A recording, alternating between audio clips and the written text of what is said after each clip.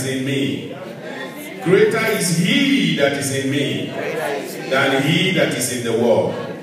He says, ye have overcome them, little children, because greater is he that is in you than he that is in the world. Amen. Praise the name of the Lord. Hallelujah. Praise the name of the Lord. Hallelujah. We are going to bow our heads, rise up our heads, and just pray together.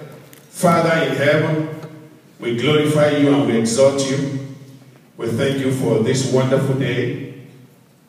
We thank you because you are a shelter from every storm of life. Yes, Lord.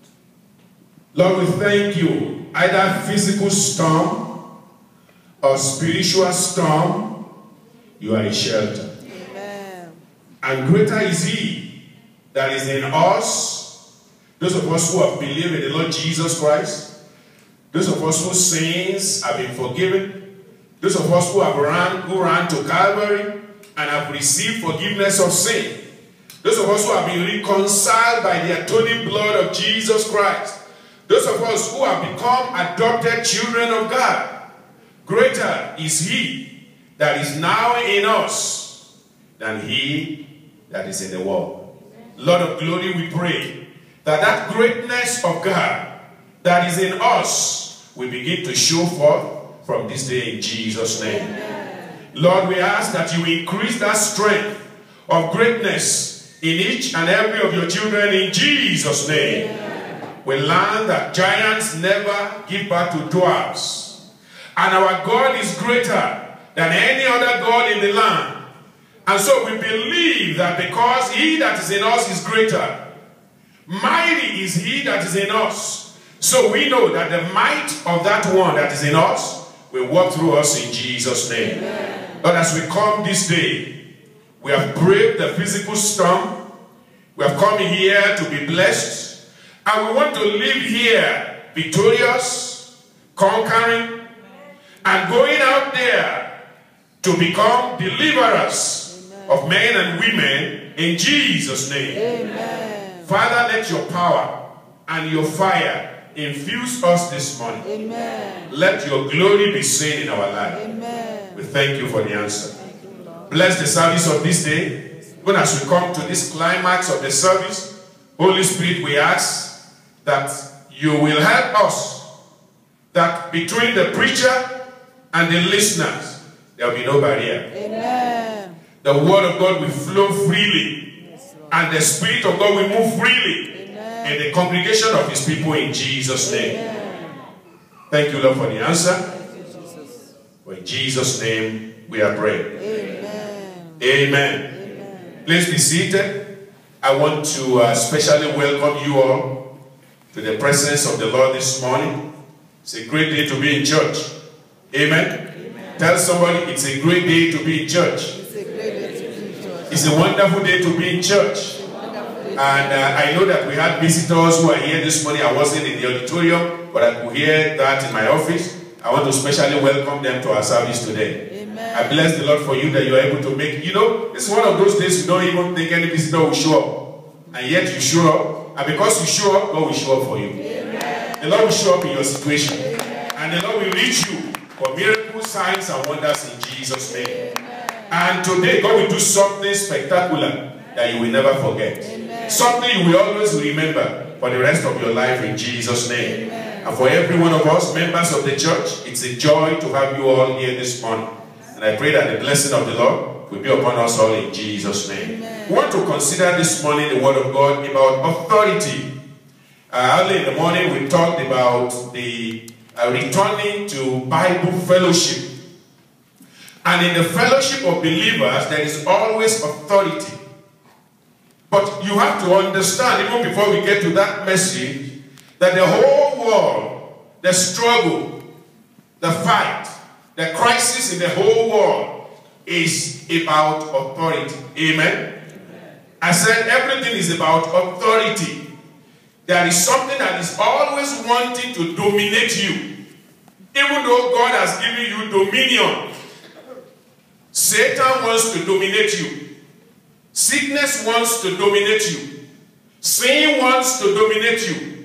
Affliction wants to dominate you, but greater is he that is in you. Amen. Do you believe that? Yes. Let me hear you say that to yourself. Greater is he that is in you. Say it confidently. Greater is he that is in you. Please remember that I said this year, what you declare is what is delivered to you. Amen. Do you believe that? Yes. Everything you declare to yourself this year, the Lord will deliver it in Jesus' name. Amen. Or you say, Pastor, where did you get that from? Jesus said, if ye shall say unto this mountain, and you will not doubt, you will have faith in your heart, it shall be what? It shall be removed. And so when you declare it, because you have authority of Christ in you, you will receive the delivery in Jesus' name. Amen. I said you will receive the delivery in Jesus' name. Amen. So I want to talk about the believer's authority in fellowship, believers in plural and believer in singular. So I will talk about the individual believer, and I also talk about the believers together, the company of believers, the fellowship of believers. When we are in fellowship together, when we are working together, when we are joined together in communion, in fellowship, in the service of the Lord, there is authority and power that the Lord has given unto us. And like I said, the whole world lies, the context of the whole world lies in authority. Started in the Garden of Eden, Genesis chapter 3. Let me read that to you very quickly to give you a good context for what I'm talking about today. Because when you belong in this very special elite group of people called believers, we are special. Amen. We are unique. Amen. The Bible says so in the book of 1 Peter. A royal priesthood, a holy nation, a peculiar people. You are unique. And God has formed you so that you can do what? Show forth his praises. Amen. So that every day that you are out there, you should be showing forth the praises of God. He says, ye are the light of the world. He said there is no city that is set upon a hill that can be hidden. So that means in your neighborhood, you cannot be hidden. People know that you are a believer. And so the light of God must shine through you. He says also in that Matthew chapter 5, ye are the salt of the earth. The earth itself is corrupt. Corruption is everywhere. And like I said, it started from the beginning. God made everything perfect. But the devil came in Genesis chapter 3. Now the serpent, Satan, the devil, whatever name, the beast, whatever name you want to call him, the sorrow man, the evil man. He was more sorrow than any beast of the field which the Lord God had made. And he said unto the woman, yea, has God said? Think about that. He said to the woman, has God said? That simple phrase is the beginning of calamity for the whole world. The beginning of trouble for the whole world. Has God said? You know, many a times the word of God is very clear to you. You understand the requirements of God for your life. You understand what God is requiring, what He's asking. In Hosea, He says, you know what God requires of you. Every man knows that. To love justice, to love mercy, to walk humbly with your God. That's what He requires. And in the heart of every man, even the most wicked man on earth, he knows what God requires. There is something called conscience. In every man, you don't have to be a Christian to have it. In as much as you are alive, there is a conscience. Even the hardened criminal, he knew that what he was doing was wrong, yet he kept on doing it. Why? Because the one that lives in him is smaller. Amen? And the one that lives in us is what? Is greater. That's the difference. And when you live with smaller things, little things begin to attract you, to draw your attention.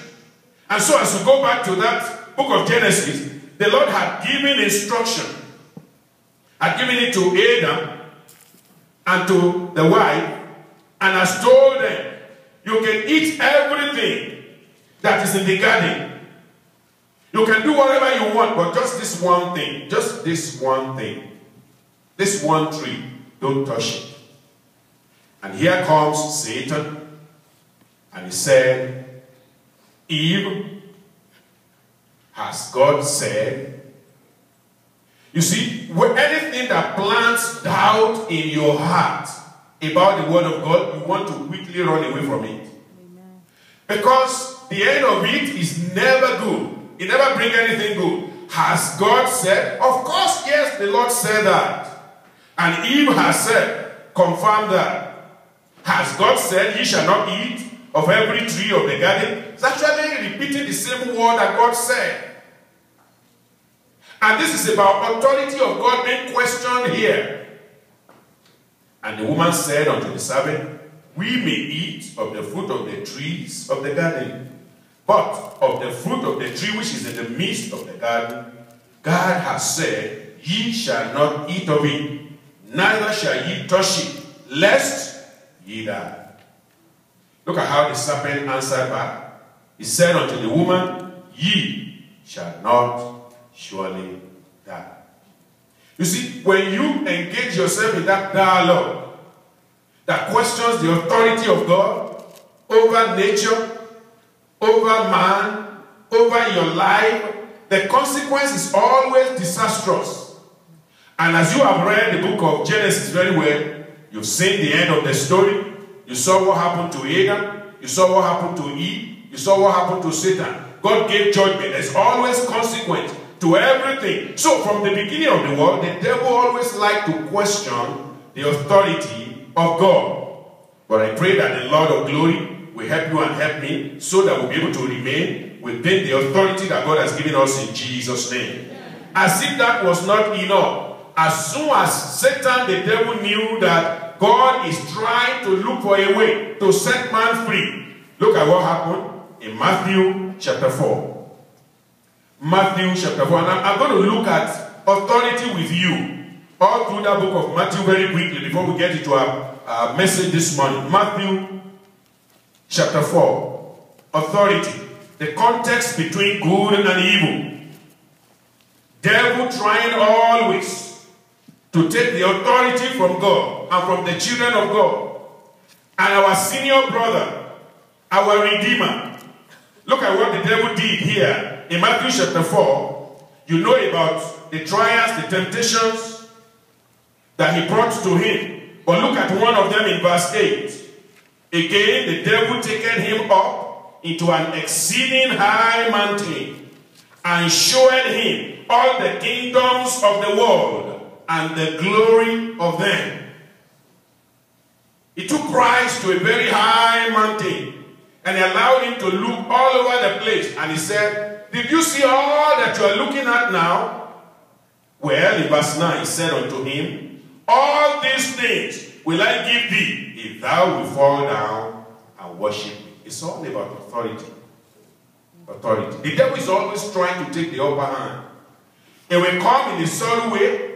It will make it look good. When it comes to a man that he asked the man to go into sin, it will make everything look good. Like he showed it to Jesus Christ. He showed him the whole world and the beauty and the glory of it. And he said, look at it. You can have all of this. I can give all of this to you. Just bow down to me. Just do my bidding.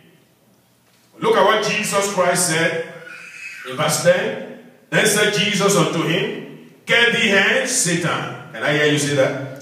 Get thee hence, Satan. Get thee hence, Satan. Get thee hence, Satan. For it is written, For it is written, thou shalt worship thou shalt worship the Lord thy God, the Lord thy and God, him only and him only shalt thou serve. shalt thou serve. Amen. Amen. Authority.